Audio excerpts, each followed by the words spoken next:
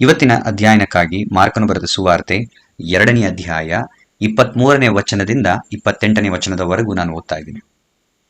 23ನೇ ವಚನ ಓದಬೇಕಾದ್ರೆ, ಯೇಸು ಸಬ್ಬತ್ ದಿನದಲ್ಲಿ ಪೈರಿನ ಹೊಲಗಳನ್ನ ಹಾದು ಹೋಗುತ್ತಿರುವಾಗ ಆತನ ಶಿಷ್ಯರು ನಡೆಯುತ್ತಾ ತೆನೆಗಳನ್ನು ಮುರುಕೊಂಡರು. ಇದನ್ನ ಫರಿಸಾಯರು ಗಮನಿಸಿದಾಗ, ನೋಡು, ಇವರು ಸಬ್ಬತ್ ದಿನದಲ್ಲಿ ಮಾಡಬಾರದ ಕೆಲಸವನ್ನು ಯಾಕೆ ಮಾಡುತ್ತಾರೆ ಎಂದು ಕೇಳಿದರು.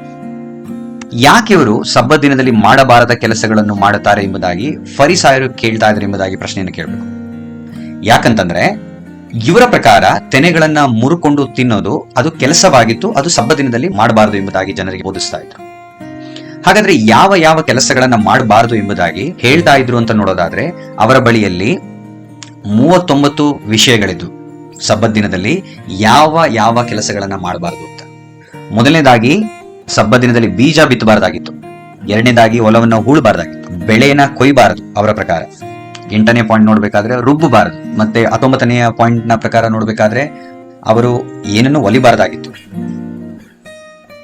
ಮತ್ತೆ 35ನೇ ಪಾಯಿಂಟ್ ನ ಪ್ರಕಾರ ಬೆಂಕಿ ಹಚ್ಚಬಾರದಾಗಿತ್ತು, ಹಾಗೆ ಬೆಂಕಿನ ಆರಿಸಲೂಬಾರದಾಗಿತ್ತು.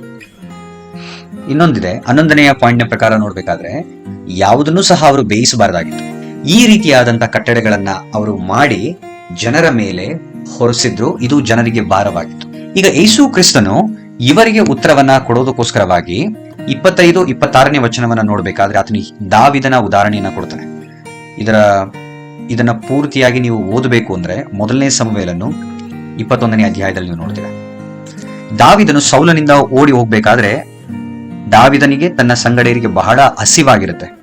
ಆಗ ಆತನು ಮಹಾಯಾಜಕನ ಬಳಿ ಹೋಗ್ತಾನೆ. ಅಬಿಯಾತರನ ಬಳಿಯಲ್ಲಿ ಹೋಗಿ ದೇವಾಲಯದೊಳಕ್ಕೆ ಹೋಗಿ ಯಾಜಕರ ಹೊರೆತು, ಗಮನಿಸರಿಲ್ಲಿ, ಮತ್ತಾರು ತಿನ್ನಬಾರದ ನೈವೇದ್ಯದ ರೊಟ್ಟಿಗಳನ್ನು ತಾನು ತಿಂದು ತನ್ನ ಸಂಗಡ ಇದ್ದವರಿಗೂ ಕೊಟ್ಟನಲ್ಲ ಎಂಬುದಾಗಿ ಯೇಸು ಕ್ರಿಸ್ತನು ಹೇಳ್ತಾ ಇದ್ದಾನೆ. ಯಾಕೆ ಈ ರೀತಿಯಾಗಿ ಹೇಳ್ತಾ ಇದ್ದಾನೆ? ದಾವಿದನಿಗೆ ಚೆನ್ನಾಗಿ ಗೊತ್ತು, ಮಹಾಯಾಜಕರು ಮಾತ್ರ ಆ ನೈವೇದ್ಯದ ರೊಟ್ಟಿಗಳನ್ನ ತಿನ್ನಬೇಕು ಎಂಬುದಾಗಿ. ಆದ್ರೆ ದಾವಿದನು ಈ ರೊಟ್ಟಿಗಳನ್ನ ತಿನ್ನೋದಿಕ್ಕೆ ಯಾವುದೇ ರೀತಿಯಾದಂತ ಅನುಮತಿ ದೇವರಿಂದ ಇರಲಿಲ್ಲ. ಆದ್ರೆ ಆತನಿಗೆ ಏನಾಗುತ್ತೆ, ಹಸಿದಾಗ ಅವನು ಏನ್ ಮಾಡ್ತಾನೆ, ಆ ರೊಟ್ಟಿಯನ್ನು ತೆಗೆದುಕೊಂಡು ತಿಂತಾನೆ. ಇವಾಗ ಯೇಸು ಕ್ರಿಸ್ತನು ಈ ವಚನದಿಂದ ಏನನ್ನ ಹೇಳೋದಕ್ಕೆ ಇಷ್ಟಪಡ್ತಾ ಇದ್ದಾನೆ? ಒಂದು ವೇಳೆ ದಾವಿದನು ತಿನ್ನಬಾರದ ರೊಟ್ಟಿಗಳನ್ನ ತಿಂದು ದೇವರಿಂದ ಯಾವುದೇ ರೀತಿಯಾದಂತ ದಂಡನೆಗೆ ಒಳಗಾಗಿಲ್ಲ ಅನ್ನೋದಾದ್ರೆ, ನನ್ನ ಶಿಷ್ಯರು ಅವರು ಹಸಿವಾದಾಗ ತಿನ್ನೋದ್ರಲ್ಲಿ ಏನ್ ತಪ್ಪು ಅನ್ನೋದನ್ನ ಯೇಸು ಕ್ರಿಸ್ತನು ಕೇಳ್ತಾ ಇದ್ದಾನೆ. ಇಲ್ಲಿ ದೇವರ ಗುಣವನ್ನ ಸ್ಪಷ್ಟವಾಗಿ ಯೇಸು ಕ್ರಿಸ್ತನು ಹೇಳ್ತಾ ಇದ್ದಾನೆ. ದೇವರು ಬರೀ ಆಜ್ಞೆಯನ್ನು ಕೊಡುವಂತ ದೇವರಲ್ಲ, ಮನುಷ್ಯರಿಗೆ ನೀವು ಕೈಗೊಂಡು ನಡೀರಿ ಅಂತ.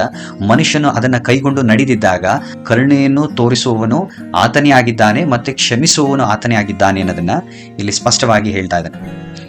ಈಗ 27ನೇ ವಚನವನ್ನ ಓದುವಾಗ ಆತನು ಹೇಳ್ತಾನೆ, ಸಬ್ಬತ್ ದಿನವು ಮನುಷ್ಯರಿಗೋಸ್ಕರವಾಗಿ ಉಂಟಾಯಿತೆ ಹೊರತು. ಹಂಗಂದ್ರೆ ಏನರ್ಥ? ದೇವರು ಸಬ್ಬತ್ ದಿನವನ್ನ ಯಾಕೆ ಕೊಟ್ಟ? ಮನುಷ್ಯರಿಗೆ ವಿಶ್ರಾಂತಿ ಸಿಗಲಿ ಎಂಬುದಾಗಿ, ಮನುಷ್ಯನು ದೇವರನ್ನ ಆರಾಧನೆ ಮಾಡಲಿ ಎಂಬುದಾಗಿ ಆತನಿಗೆ ಆತನು ಕೊಟ್ಟ. ಆದ್ರೆ ಫರಿಸಾಯರು ಏನ್ ಮಾಡಿದ್ರು? ಮನುಷ್ಯರು ಸಬ್ಬತ್ ದಿನಕ್ಕೋಸ್ಕರವಾಗಿ ಉಂಟು ಮಾಡಲ್ಪಟ್ಟ ರೀತಿಯಲ್ಲಿ ಅವರು ಆಡ್ತಿದ್ರು. ಅಂದ್ರೆ ಏನರ್ಥ? ದೇವರು ಸಬ್ಬತ್ ದಿನದಲ್ಲಿ ಅನೇಕ ಕಟ್ಟಳೆಗಳನ್ನ ಕೊಟ್ಟಿದ್ದಾನೆ, ಆ ಕಟ್ಟಳೆಗಳನ್ನ ಪಾಲಿಸುವುದು ನಮ್ಮ ಕರ್ತವ್ಯ ಎಂಬುದಾಗಿ ಹೇಳಿ ಸುಮಾರು 39 ಸಂಪ್ರದಾಯಗಳನ್ನ, ವಿಷಯಗಳನ್ನ ಅವರ ಮೇಲೆ ಹೇರಿದ್ರು. ಇವಾಗ ನಾವು ಒಂದು ಗಮನಿಸಬೇಕಾದ ಏನೆಂಬುದಾಗಿ ನೋಡೋದಾದ್ರೆ, ಹಳೆ ಒಡಂಬಡಿಕೆಯಲ್ಲಿ ಸಬ್ಬತ್ ದಿನವು ಏನಕ್ಕೋಸ್ಕರವಾಗಿ ಕೊಡಲ್ಪಟ್ಟಿತ್ತು? ಪ್ರಮುಖವಾಗಿ 2 ಕಾರಣಕ್ಕೋಸ್ಕರವಾಗಿ. ಒಂದು, ವಿಶ್ರಾಂತಿಯನ್ನ ನೀವು ಪಡೆದುಕೊಳ್ಳಬೇಕು. ಎರಡನೇದಾಗಿ ಅದನ್ನ ಪವಿತ್ರ ದಿನವೆಂದು ಆಚರಿಸಬೇಕೆಂಬುದಾಗಿ. ವಿಶ್ರಾಂತಿ ಅಂದ್ರೆ ಏನು? ನಾವು ಮಾಡುತ್ತಿರುವ ಪ್ರತಿ ದಿನದ ಕೆಲಸಗಳಿಂದ ವಿಶ್ರಾಂತಿಯನ್ನು ತೆಗೆದುಕೊಳ್ಳ್ರಿ ಅಂತ. ಎರಡನೇದಾಗಿ ಪವಿತ್ರ ದಿನವನ್ನ ಹೇಗೆ ಆಚರಿಸ್ರಿ ಎಂಬುದಾಗಿ ಹೇಳ್ಬೇಕಾದ್ರೆ, ಹೇಗೆ ಆಚರಿಸಬೇಕು? ಹೇಗೆ ಅಂದ್ರೆ ಆತನನ್ನ ಆರಾಧನೆ ಮಾಡಬೇಕು, ಆತನ ವಾಕ್ಯವನ್ನು ಓದಬೇಕು, ಆತನ ವಿಷಯದಲ್ಲಿ ನಾವು ಧ್ಯಾನವನ್ನ ಮಾಡಬೇಕೆಂಬುದಾಗಿ ಹೇಳಿ ಮನುಷ್ಯರಿಗೆ ಸಬ್ಬತ್ ದಿನವನ್ನ ಕೊಟ್ಟ. ಆದ್ರೆ ಫರಿಸಾಯರು ಅದನ್ನ ಸಂಪ್ರದಾಯಗಳನ್ನ ಆಚರಿಸುವಂತ ದಿನವನ್ನಾಗಿ ಮಾಡಿಬಿಟ್ಟಿದ್ರು. ಇವತ್ತು ಅನೇಕ ಜನರು